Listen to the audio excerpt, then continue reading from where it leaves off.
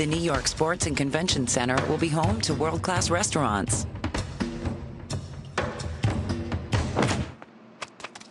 Oh yeah, and the Jets will play there too.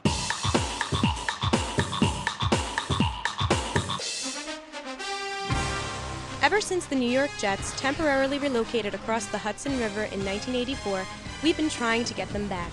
Some people argue with almost religious fervor that stadiums are uniformly a bad investment for large cities. Wrong priorities, wrong choices. Say no to a West Side stadium. But just like any other public-private partnership, every stadium is different, with several factors influencing whether it represents a sound investment. The idea of bringing a professional sports team to the city almost always sounds great, and then the calculation of cost versus benefits begins. It seems a new team requires a new sports facility, and for some reason, owners of these lucrative franchises are seldom willing to build anything without enormous contributions of public money, which is one of the major concerns about the Jets football stadium on Manhattan's far west side. The stadium will cost taxpayers $600 million, and that's only if they meet the projected budget.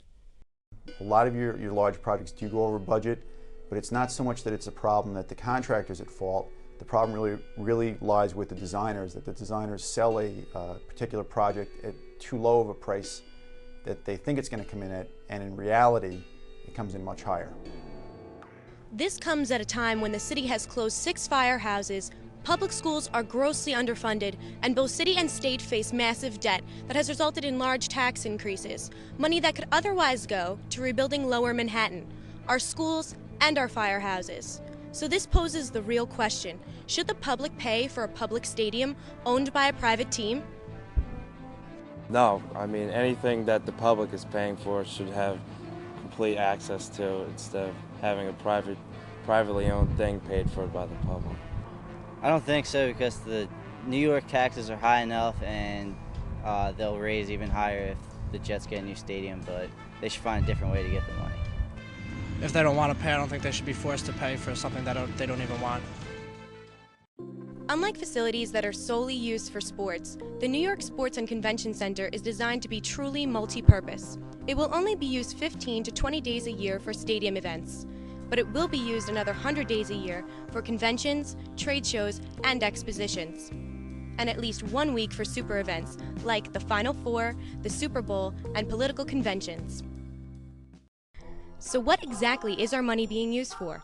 While the Jets themselves are making an $800 million private investment to the 75,000-seat stadium, in order to take advantage of that private investment, a platform must be built.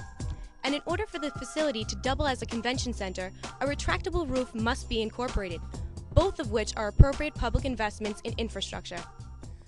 One of the major groups supporting the stadium are union workers. While the stadium is being built, it will employ an estimated 18,000 construction workers. After the construction is finished, it will open up 6,800 permanent jobs. The West Side Stadium should affect me by increasing the number of students in the program. As long as construction keeps going at the current rate in New York, we keep building more students should be interested in the program, and I think the construction of that stadium will create a lot of jobs, will increase the tax revenue to New York City, and that's definitely going to be a benefit. The New York Sports and Convention Center will be an active neighborhood-friendly facility, incorporating a museum, a community theater, several of the city's signature restaurants, and more than 10,000 square feet of retail space along the avenues.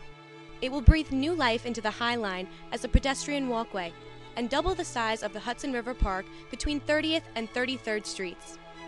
It will also generate an estimated $225 million of annual tax revenue to the city and the state. But what is the real cost of building a stadium to New Yorkers? Undereducated children? Your house burning down because it took too long for the firefighters to get there? And a nice pile of new debt. It would be great to see the Jets back in New York, but the sacrifices that would be made in other areas make it into a gamble that just isn't worth the risk.